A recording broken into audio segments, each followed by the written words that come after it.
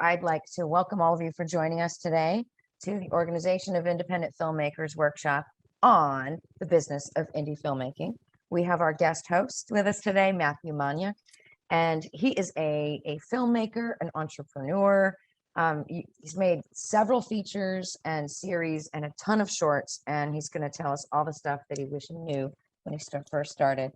So I'm going to turn it over to Matthew. Welcome. Awesome. Thank you so much, Danielle. I am super excited to be here this evening speaking with you all. And for those of you who may be watching the recording this afterwards, I am super excited that you are taking the time to check this out, and hopefully that I can provide you some value and that you can find benefit in those things that I wish I knew when I started filmmaking. But without further ado, let me go ahead and share my screen here. All right, this is a full screen now, correct? Awesome. All right, let me just do this. All right, so welcome everybody to the business of indie filmmaking. Okay. All right, take two. Welcome everybody to the business of indie filmmaking. My name is Matthew Maniak. I will be walking us through this presentation today.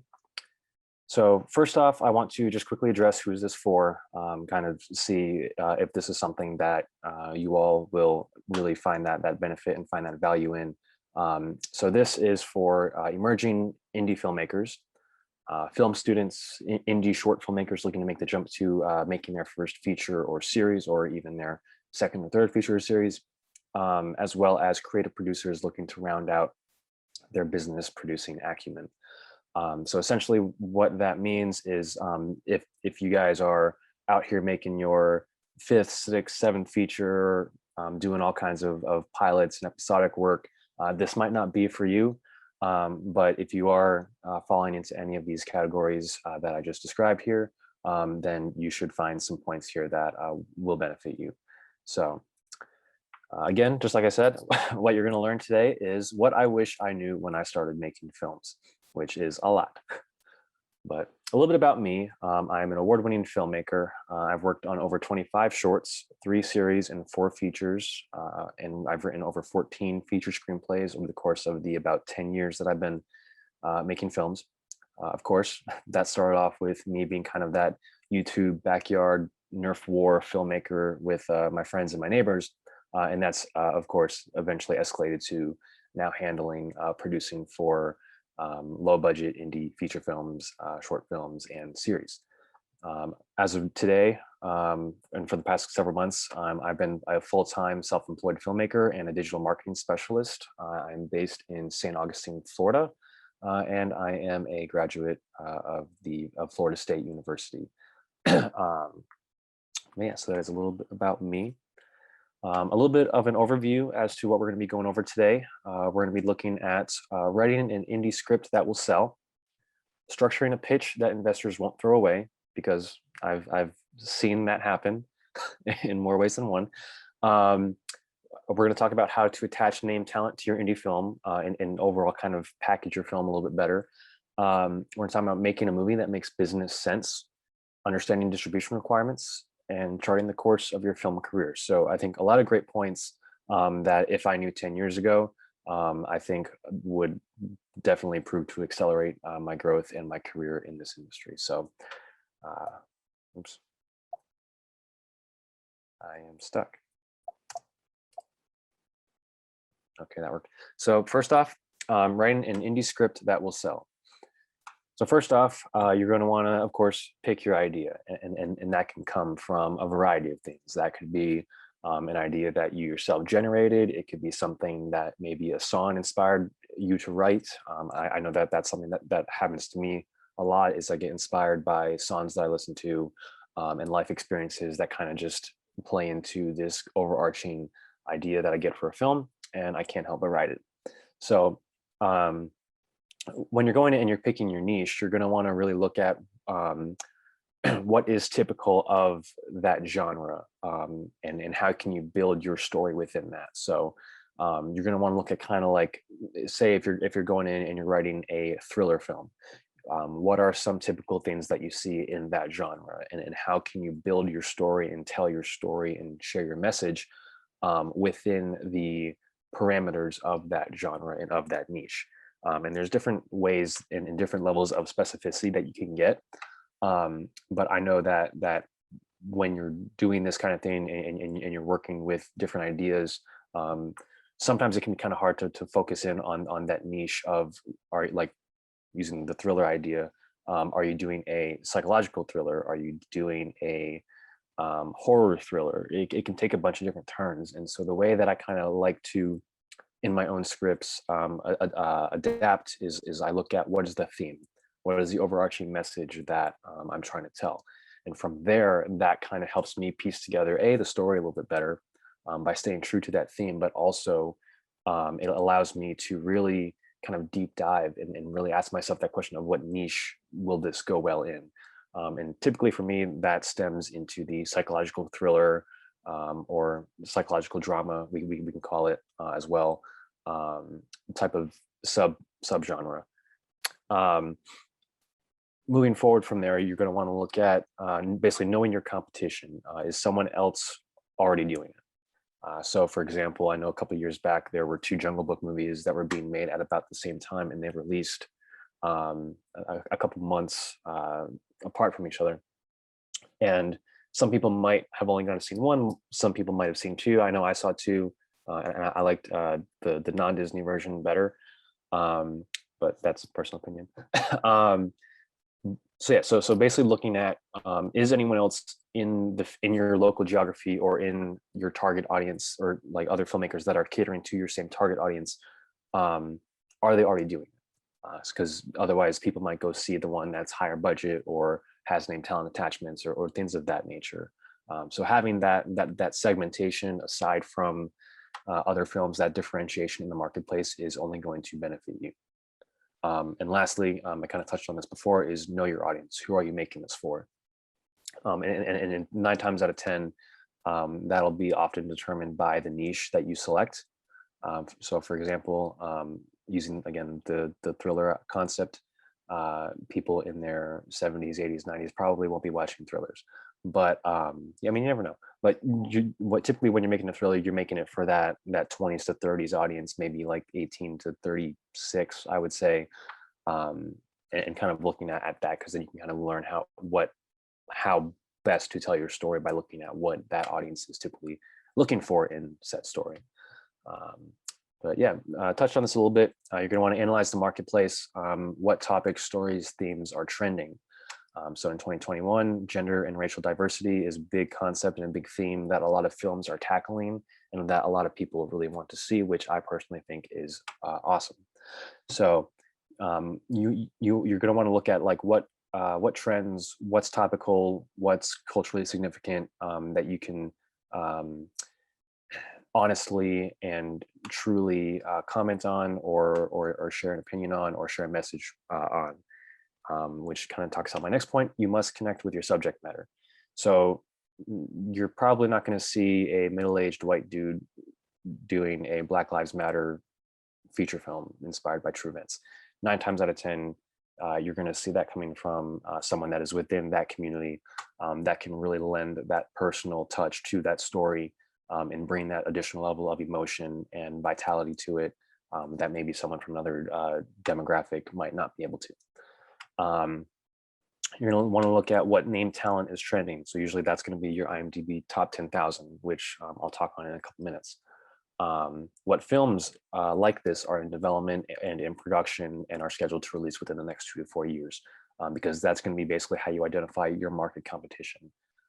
So you're probably not going to want to make a whole lot of superhero films because Marvel has that market basically dominated, in comparison to DC and other, say, spin-off superhero type concept films.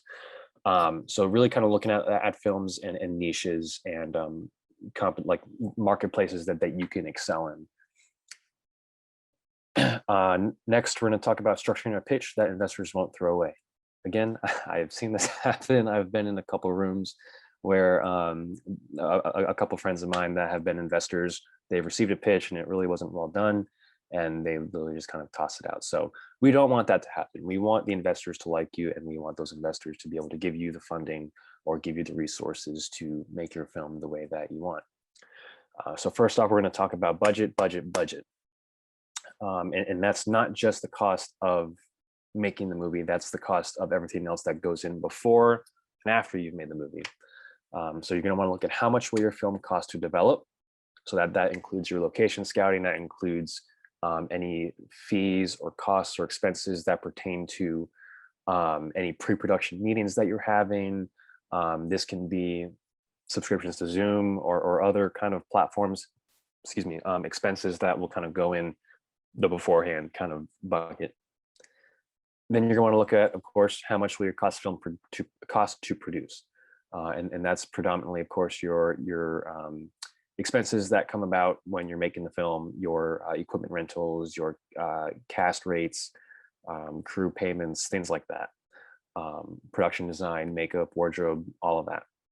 You're going to want to look at how much will your film cost to market and release, and this is something that I see a lot of filmmakers either ignoring or just struggling with, and it can definitely be a challenge when you're like making these lower budget films to kind of budget in a little bit of a budget for your marketing and release strategy. And so with that, that can be for local small budget features, you can be looking at running a local Facebook ad campaign.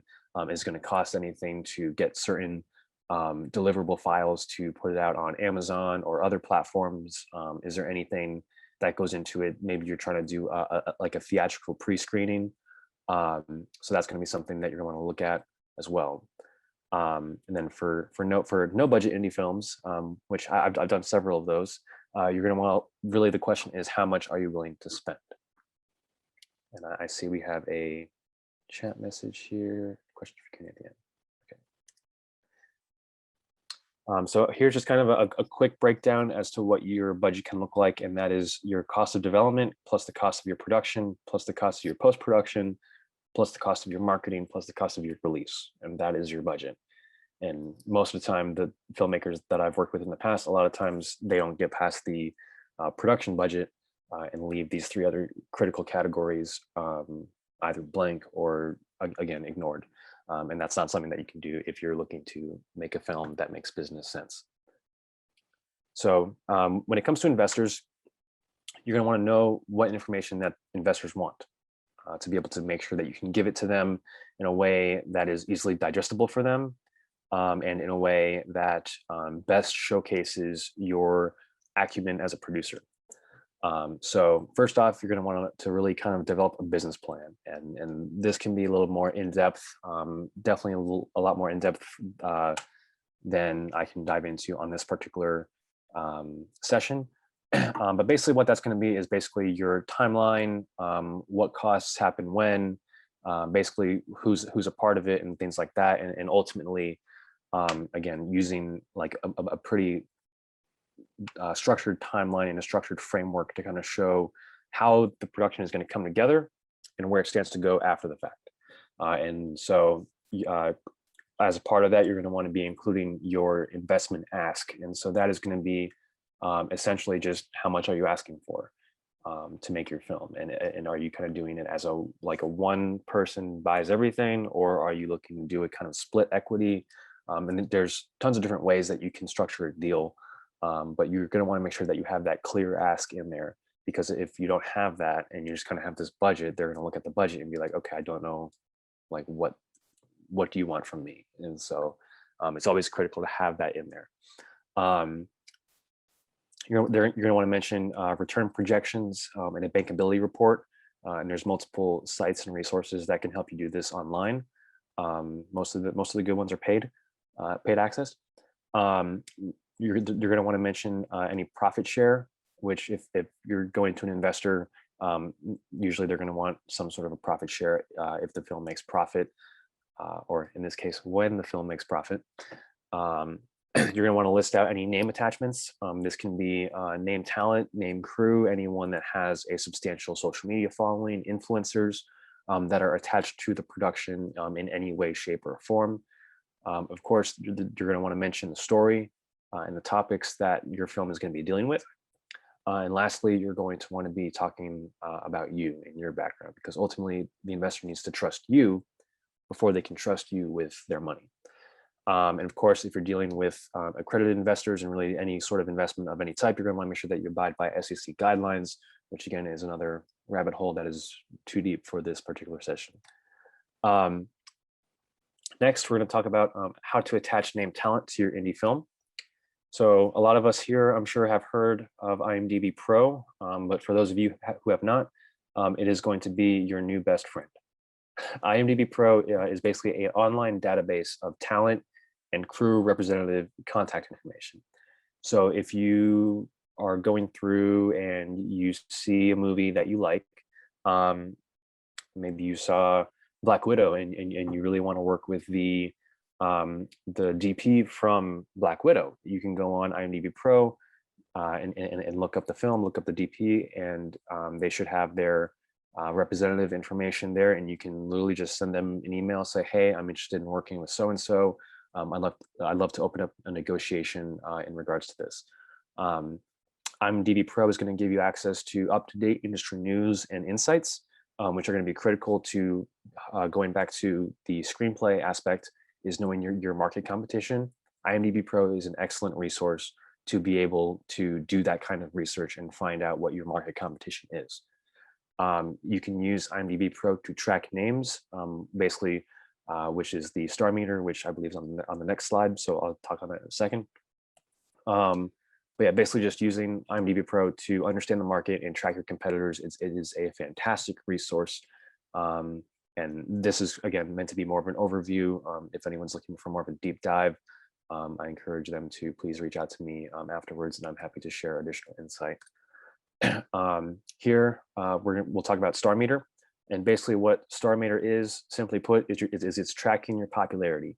Are people searching for you? Are people actively like watching you and kind of the productions that you're part of?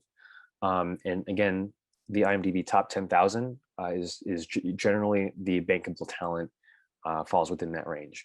I believe this screenshot was pulled from my IMDb Pro a couple of weeks ago, actually back in April. So this particular might be a little outdated, but yeah, back then I was 912,000, so I was quite a ways down. So most people would consider me not bankable in regards to star meter, but the films that I have made profits. So as of July 13th, the top three, I'm going to butcher these names, but those are the top three. As of July 13th, and you can go on that right now and see what the top 5, top 10, top 10,000 are. But if you're looking for a specific name individually, you're going to want to be using IMDb Pro for all of your business inquiries and things like that. Working with unions, typically you won't see this in super low budget, no budget feature films or projects, but it is good information to have. And I like to include this slide simply just for preparation purposes for anyone that might be either looking to work with the union in the near term or is in the process of developing a film that will require SAG union participation and compliance. So SAG is going to be the primary union when working with talent. Most named talent and agencies will require SAG registration for that talent's participation. But basically what these unions do is they set the rate minimums, work standards, things like that, just to make sure that everyone is protected and taken care of. So it's definitely a very important thing to have. And as of within the past year and a half, we've seen a lot of new COVID-19 prevention measures and compliance standards be pushed out through SAG, which if you're doing a SAG film, you will need to abide by. There's a lot of paperwork that is involved with this. I have been through this process a couple times and it stacks up pretty quick, but it's really better suited for features, series, and sometimes proof of concept shorts. But usually if you're doing a short film, it's not worth going through the trouble of doing like any sort of SAG or union affiliations, because you can typically do those with friends and part of the local community, and usually not need to source out to union talent or union crew. But if you're doing something like a feature or a series, and usually if you're actually seeking out investment for your film, 9 times out of 10, SAG will be the way to go. So now, again, talking about making a movie that makes business sense. So film is a business. They call it the film industry. So what makes sense in a movie? And that is money. Money makes sense. How is your production going to profit? And that is the ultimate question, ladies and gentlemen, that you need to ask yourself when formulating the business plan for your film and the market and release strategy for the film in the first place. How will you get your film from script to screen and then ultimately to yield returns? Most people can just barely get it past the script stage, and less even so through the screen stage. And sometimes, most of the time, when you get to that screen stage, it can be hard to return profits at the end and pay those dividends.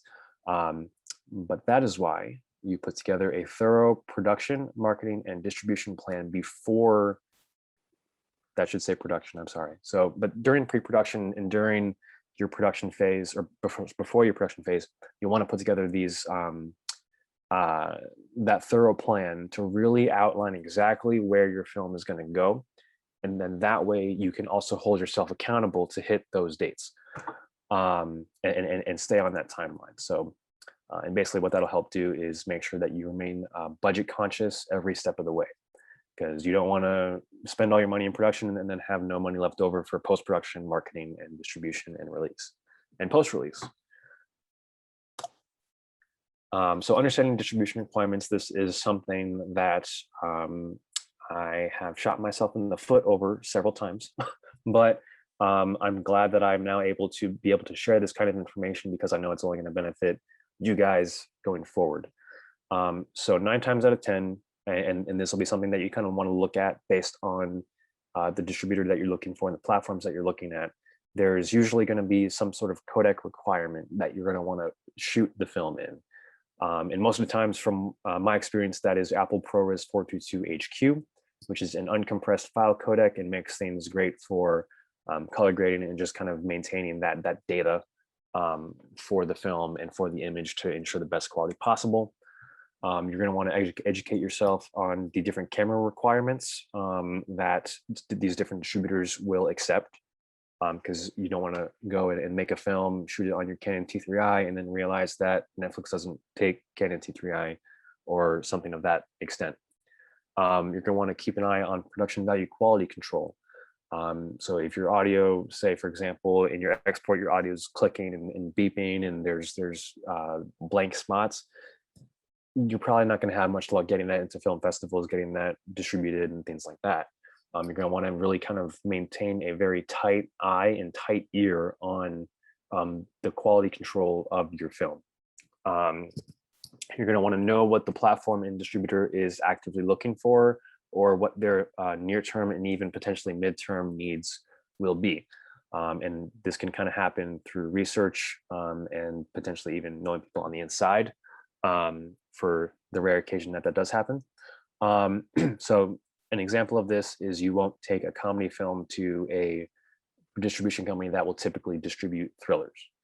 You won't take a romance film to a distribution company specializing in sci-fi. You want to make sure that the productions that you make and the distributors that you go to are in alignment with each other. And then, of course, this was one that has kind of played a role in my own life in different ways, but you're going to want to know what sales to walk away from. And that can show itself in a multitude of ways, because you can be offered like $100,000 for your script, or for your concept, but maybe you in the negotiation you have to sell away all right to the characters and to the concept, and they'll give you like a special thanks credit or something like that. So and then they can do whatever they want. They can manipulate that idea outside of your original intent and outside of your original vision. And if that's not something that you are willing to do for that particular production, then you have every right and every ability to be able to walk away from that sale. So it really that comes down to the individual, and if that's something that if the bullet points of the contract are in alignment with what you want. Next, and I think this is the last primary segment here, we'll talk about charting the course of your film career. So ultimately, what this all boils down to is knowing yourself. Where do you want to go? Where does your skill set fit? And this is different for everybody. So I know a lot of filmmakers that are killing it in the indie film world, and they're doing these films that they really enjoy, telling these stories that they really connect with, for budgets of sub 100,000.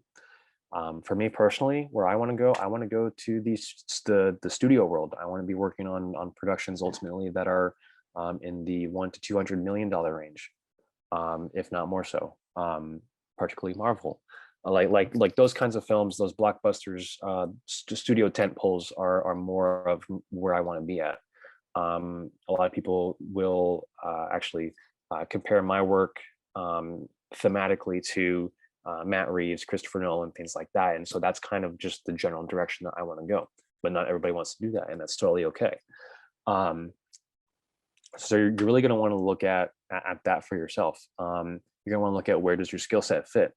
You may want to be a director, but maybe your skill set is more geared towards like doing DP work. Or maybe you're a producer whose skill set might actually be in directing.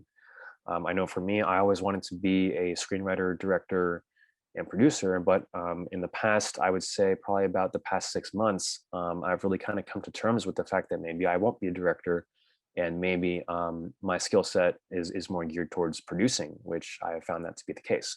I've been doing a lot more producing work within these past 6 months since that question and that hard decision came into play. And I'm feeling myself accelerate from a career standpoint. So really kind of being honest with yourself and kind of where you want to go and what your skill set is. You're going to want to talk about and really think about what stories do you want to tell. Do you want to tell like true stories centered around a certain theme in history? Or do you want to spend your time focused on films that are maybe high concept sci-fi that tackle, say, more political challenges in the world today? So really just kind of, again, being honest with yourself and kind of looking at that aspect of it and what stories do you connect with? I talked about this before. What industry do you want to live in? Do you want to be in the studio world, the indie world, or commercial world, music video world? There's, in the world of film and videography, there is really no limit to what industry and what applications exist out there. A lot of my work these days is coming from commercial and music videos. So there's a lot of opportunity there. It might not be film per se, but it's still that same skill set, and it still allows you to make profits. And then of course, looking at what career goals do you have and how can you get there? It was, I believe that there was a quote from Rich Dad, Poor Dad, and it was not necessarily when you're faced with an obstacle or faced with a certain, like in Rich Dad, Poor Dad, it was more of when you want something, it's not asking, oh, I can't afford that, but more asking, how can I afford that? Because then it opens you up and you're able to really kind of think in a different way, and it shifts the mindset. So a lot of people that aren't in the film industry will say that your goals are too high or that's impossible, things like that. But no, if you just ask yourself, how can you get there, and educate yourself on how to get there, there's really no limit to what you can achieve. And I'm speaking from experience on that. Next, we talk about positioning your career. And on the right here, we have the poster for After the Fall, which is one of my feature films that is currently in post-production. Actually just came from a post-production meeting before this.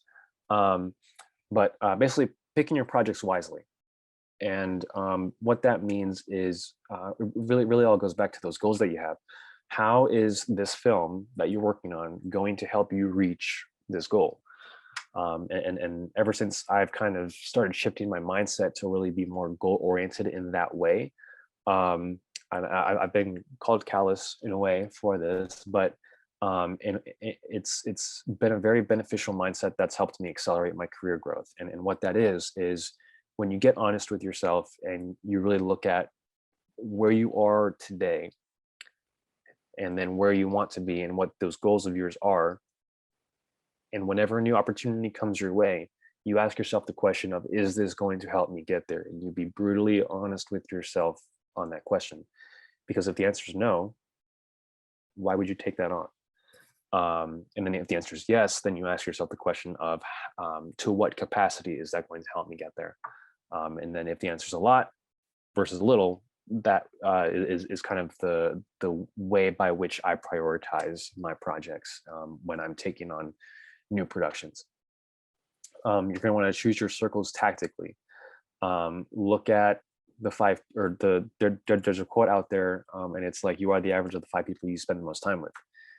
If you want to be in the studio world and you're surrounding yourself with people that maybe are just wanting to be like locally centered and remain there, which is fine, it may not benefit your career as much as trying to meet and connect with people that also want to be in that studio world possibly could.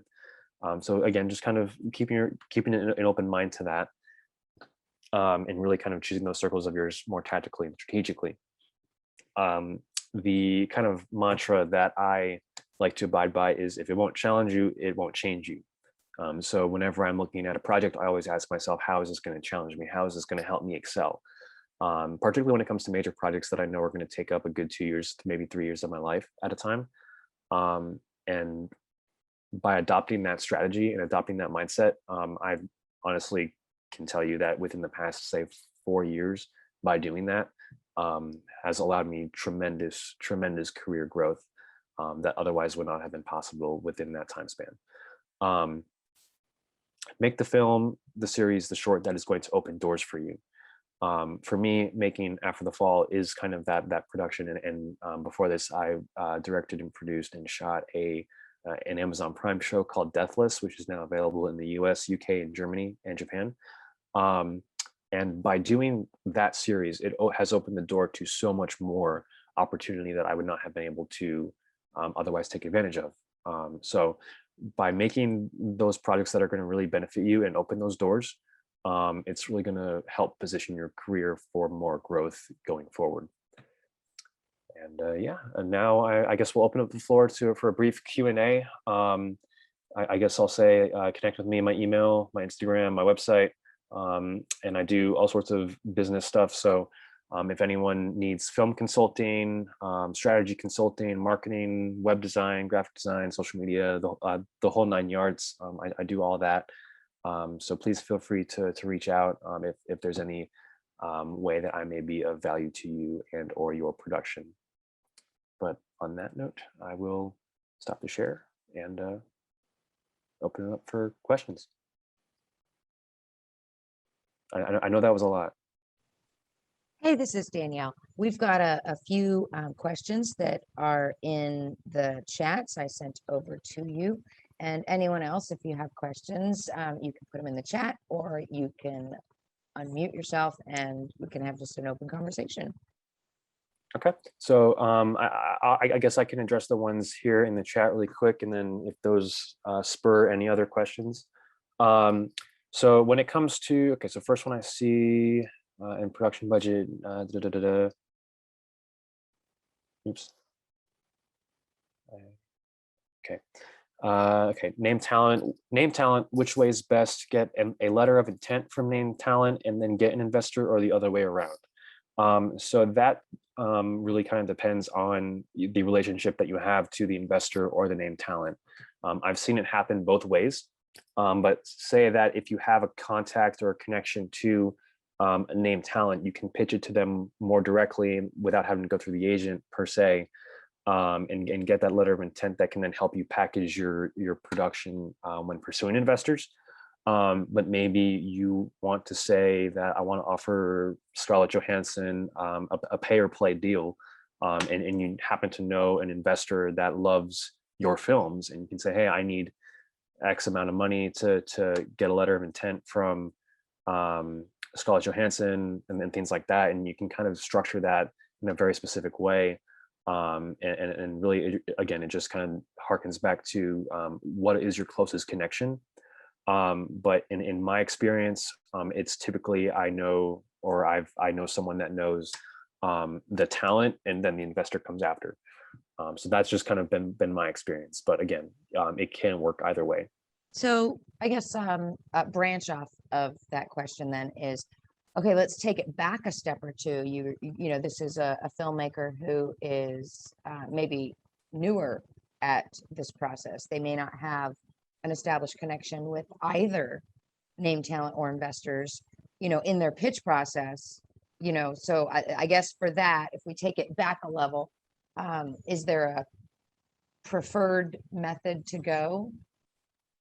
So if that's the case, then I would say it might help to assess your more producer business skill set, because there are ways that you can kind of pursue different kinds of investment prior to attaching name talent.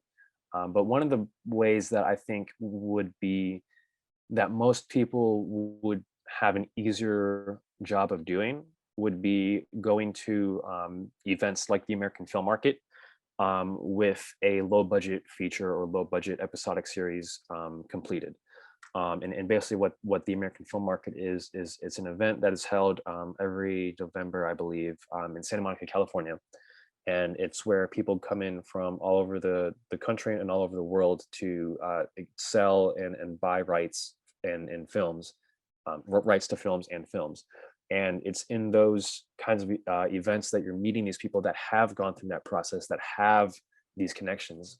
And it's when it's in a business that is so predicated on the aspect of who you know, when you go into these events and you have, even if it's a low budget feature completed, that you made on a budget of ramen noodles and sleepless nights, then that in a way is going to position you better than someone that is going into that kind of an event with nothing. So what I would say is if you're going to try making these larger budget films, and when I say larger budget, I'm coming from an indie standpoint again of sub 100K, I say even sub like 20K, things like that. Make like a $2,000 feature film. As crazy as that sounds, find a way to make a good $2,000 feature film, and then go to the American Film Market and try to sell it, shop it around, talk to people, connect with people, meet people, build those relationships, and then that's going to be basically a good building block for the long term. That whole process will probably take a good 2 to 3, maybe even 4 years, depending on the people that you have attached and the skill sets that you have included. So if there's a way that you can really kind of make that low budget film, or absolutely like ground zero budget film, and then take it to these kinds of events where you can potentially sell it and yield returns, then the sky's the limit as far as who you can meet. Like for example, at AFM, I bumped into the producers of a film called 1BR. It was an apartment complex horror film at AFM in 2019. Fast forward to, I want to say it was like summer of 2020 or something like that. I'm scrolling through Netflix and I see that it's the #1 in the US. So like to see, like to be like, oh, I met them at AFM, and then like a year later see their film #1 on Netflix. Like there really is no limit to who can find it and who you can connect with at these events. Another example is another gentleman that I met there recently had his film bought by Lionsgate, from contacts and connections that were made at AFM. Very cool. Thank you. All right, next question. I see how to know when your film level is good for selling. That's a great question. I would say a potential answer to that would be is, can your film make money? I mean, we can look at Velocipaster, which I don't even know what their budget was, but we can assume it was pretty low, and their level probably wasn't great, but they're probably sitting on millions of dollars of revenue generated from this B-rated backyard film. I mean, I'm only going off the couple screenshots that I saw. I didn't actually spend my time watching it. But I mean, just the virality of that surrounded that film, and things like Sharknado, that make these millions and millions and millions of dollars, even though they're not like it can be argued that they're not technically films, they're just kind of like productions. So there's really no gauge that you can put on like objectively, being that this is a very subjective industry. So I would say that if you have a feature film, or just a film in general, there is probably a market out there that will watch it and that will pay you to watch it. It's just a matter of finding that audience, which, in this world of YouTube being an oversaturated marketplace where everybody's posting, everybody's on Facebook and Instagram, and people's attention spans really aren't that great. It can definitely be a challenge to find those people. But when you run something like a Facebook ad campaign, you can do different strategies, like A/B split tests and things like that, to really kind of in highly targeted advertising campaigns, to really kind of locate and find those people. And that's one thing that I help my clients with, is really kind of pinpointing that target audience, and using different advertising strategies to execute on that. All right, I see. What is your opinion on what track we should work in? Would you say working your way up on film productions, or freelancing and finding opportunities, jobs elsewhere? That's another great question, and I think the follow-up question that I have for you would be, what are your goals? Do you want to be that studio filmmaker? Do you want to be that commercial videographer? There's really like that aspect will really all boil down to you. Me, my end goal is that studio film world, producing those films with those higher budgets. But I know that in order to do that, I need to have some sort of sustained income that can allow me to apply myself in that particular direction. And I was not finding that working a 9 to 5, or even a part-time job. And so, through a lot of hard work and a lot of strategizing, back in May, I left my day job, went full-time self-employed, and just began doing commercials and music videos and different marketing solutions for small businesses and organizations and productions. And that's kind of allowed me to basically work whenever I want, but also make more money than I ever have before in my life. And in doing so, has opened me up to a lot of other opportunities that I would not have otherwise had. So it really just kind of depends on where you want to go and where you want to apply your energy. But if you're very strategic about it, there are ways that you can do both. Like for example, I'm doing both right now. It's a lot. Don't get me wrong, it's a lot, but it is possible. But like if you have maybe like a higher paying 9 to 5, like if you're making 60, 70, $80,000 a year salary or something like that, but you're working 9 to 5, and that's like your contract, maybe you have this additional time that you can dedicate to strategizing your film career. And I know a lot of people don't have like that kind of opportunity, particularly when you're working a 9 to 5, because you're spending 40 hours of your week, 45 hours of your week, sometimes even more, depending on your commute, at these jobs. And if your heart's in film, then it really is a very challenging position to be in, because I know that because I've been there. But that's more of a tangent. I know I've kind of strayed away from that question, but ultimately that comes down to what your end goal is, and ultimately what you want to achieve. So if you want to be that commercial videographer, that music video videographer, apply your energy there. Or if you want to be that filmmaker, producer, find ways to leverage your skill sets and leverage your connections, leverage your resources, and put yourself on a track in that direction. And if you're looking to do both, that is a bit more lengthy of a strategy session for this session. But I'm always happy to have that conversation if that's anything that anyone here would like to discuss, and you can reach out to me directly for that. Any other questions?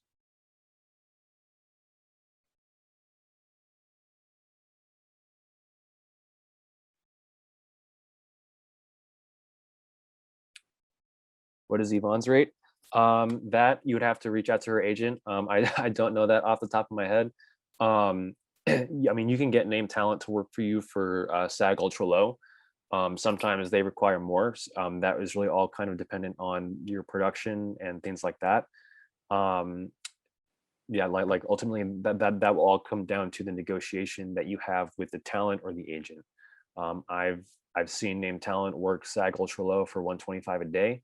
I've also seen it happen where they've not done that, but done maybe a decreased rate of $4,000 for like 2 or 3 days. So it really all just kind of depends on your connection to them and your relationship to them, with the film that you have, and how much they like the script, and ultimately, particularly if they have an agent or a manager, how low that they're willing to accept at the negotiation table. So and at that point you can get into profit share deals, which is another whole long conversation, and deep dive, but sometimes that can lead to like gross profit share, net profit share, or gross share of producer, or sorry, percent share of producer share of gross profits, or all that good stuff. And that's a whole legalese rabbit hole. But ultimately, when it comes to discussing rates, that's best to discuss with the agent or the talent directly. But if you're working with SAG, their ultra low budget rate is 125 a day, I believe. Absolutely, absolutely. Any other questions, comments, concerns? Lay 'em on me. Lay 'em on me, guys. Come on.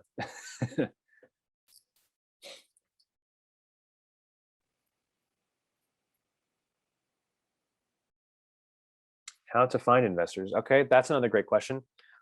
So I know one platform that you can use is slated.com, I believe it's called. And basically what that allows you to do is there's different directories there that you can do to kind of filter out and locate different investors, and put emails out to them. But I typically wouldn't do that unless you have like a script ready for one. Because if you send out an email looking for investment and you don't have a script, then that particular investor will more than likely just either delete your email, or worse, blacklist you and not open any of your emails again. So on a more local level, though, a good way to find investors is look at local business owners that you know. Look at, like, okay, maybe they might not be able to put $100,000 into your film, but maybe they can put 2,000 to 5,000, and in exchange you feature their restaurant or their small business in your film, or something to that capacity, and then they benefit from the marketing exposure, that as part of your business plan they can see exactly what that's going to look like and kind of estimate and project a potential ROI from that. So there's different places that you can find investors, but probably the best way to start out, at least particularly here in Florida, is look at your local community, um, and then from there, maybe when you're having those conversations, you can ask, oh, like even if they pass, you can say, oh, do you happen to know anyone that might find value in this, or might potentially be interested in this? And then who knows, you could get 1 to 2 names from that, and then that one person splits into two, and then that two multiplies into four more, and then that you can just kind of rinse and repeat that, depending on how those pitch sessions go. Absolutely, absolutely.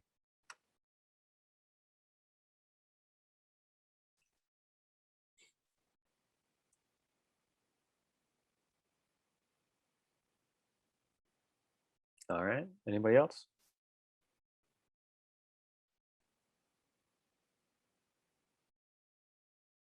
Two business owners who contributed 2,000 each, and we featured their product in the film. Absolutely, yeah. Product placement is a great way to get investment, particularly at a local level.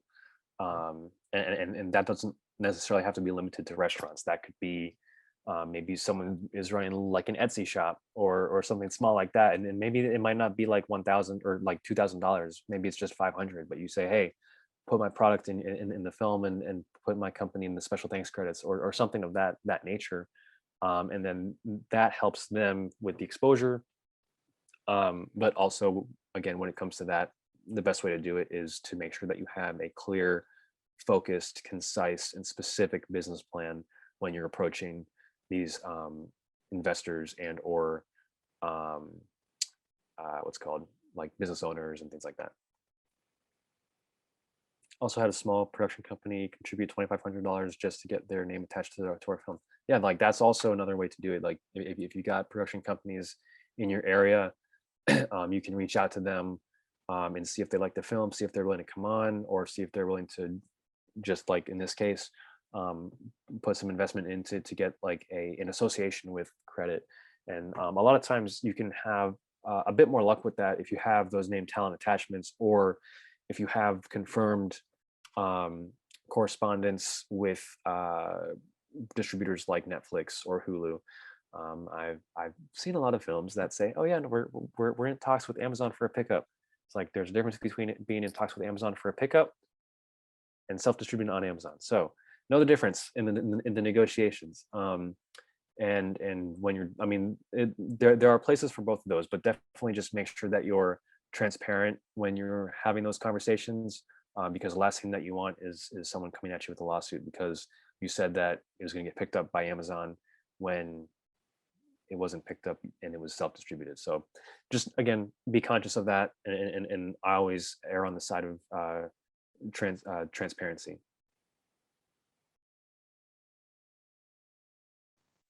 On the self-distribution with Amazon, quick question. Does anyone ever actually make any money on that? That actually depends. I mean, Amazon's always changing their like their profit share kind of stuff. I know at one point like it was like 20 cents a minute or something like bigger like that. And then like when I checked recently, it was like 2 cents a minute or something like that. It was like it was ridiculous. I mean, if you're getting millions and millions of people to watch your show and watch your film or watch your content, like it's The Boys or Man in the High Castle or what's the other one, Marvelous Miss Maisel or something like that, like where like millions and millions of people are tuning in consistently and then rewatching, there's a chance that you can make some money off of that. But 9 times out of 10, if you're like a low budget indie film and you're not investing any money in marketing at all, then it wouldn't make sense to expect any return financially from that. But sometimes that might not be the case, and sometimes like you're not making the film for a profit return. You're making it for a positioning strategy, and so again that all goes back to your long-term play, and how making XYZ film is going to benefit you in the long term. Because I've done projects like that where they might have been a little more budget heavy than I would have liked, but I knew that by making them, I was either going to teach myself something specific, or I was going to position myself in a way that was going to open up new doors that I would not otherwise have had. And it's okay to do that as long as you know that you're probably not going to see that money back. But again, all goes back to that long-term strategy play that you choose to exercise. I'm with you. Thank you. Absolutely, absolutely. All right. Does anyone else have any other questions? Okay. Well, I wanted to thank Matthew for his time today. This was fabulous. Great information. Thank you so much. And we will have this recording available for playback on the Organization of Independent Filmmakers website, as well as our Facebook page. So his contact information will be out there on that as well. Well, thank you, Matthew, and thank you everyone for joining us. This was great. Thanks so much. Have a great night.